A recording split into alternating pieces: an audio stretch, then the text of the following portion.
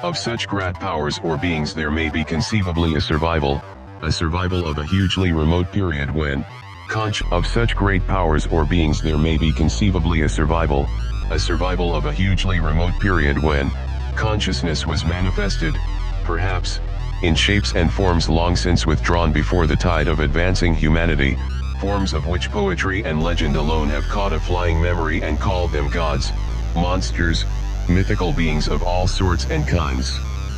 The most merciful thing in the world, I think, is the inability of the human mind to correlate all its contents. We live on a placid island of ignorance in the midst of black seas of infinity, and it was not meant that we should voyage far.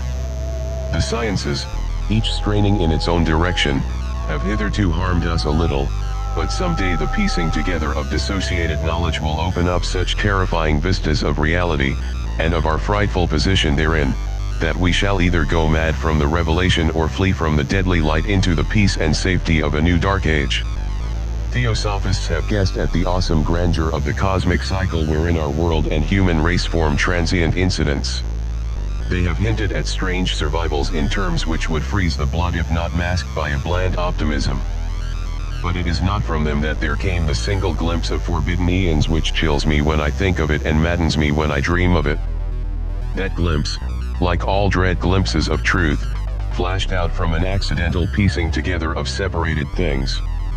I hope that no one else will accomplish this piecing out.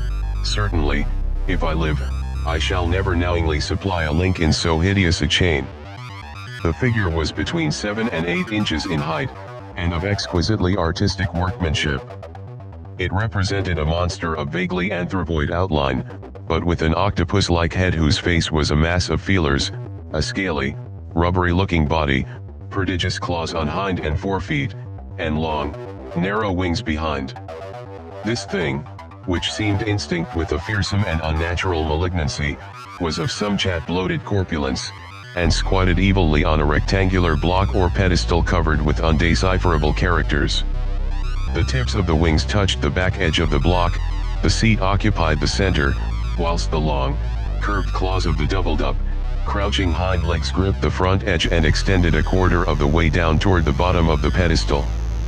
The cephalopod head was bent forward, so that the ends of the facial feelers brushed the backs of huge forepaws which clasped the croucher's elevated knees. The aspect of the whole was abnormally lifelike, and the more subtly fearful because its source was so totally unknown. Its vast, awesome, and incalculable age was unmistakable, yet not one link did it chew with any known type of art belonging to civilization's youth, or indeed to any other time. Totally separate and apart, its very material was a mystery, for the soapy, greenish-black stone with its golden or iridescent flecks and striations resembled nothing familiar to geology or mineralogy. The characters along the base were equally baffling.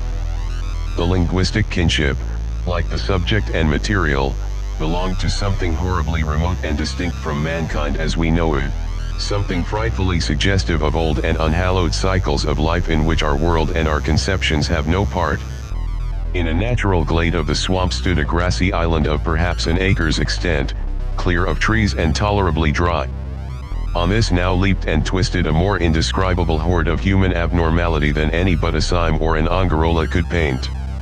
Void of clothing, this hybrid spawn were braying, bellowing, and writhing about a monstrous ring-shaped bonfire, in the center of which, revealed by occasional rifts in the curtain of flame, stood a great granite monolith some 8 feet in height, on top of which, incongruous with its diminutiveness, rested the noxious carven statuette.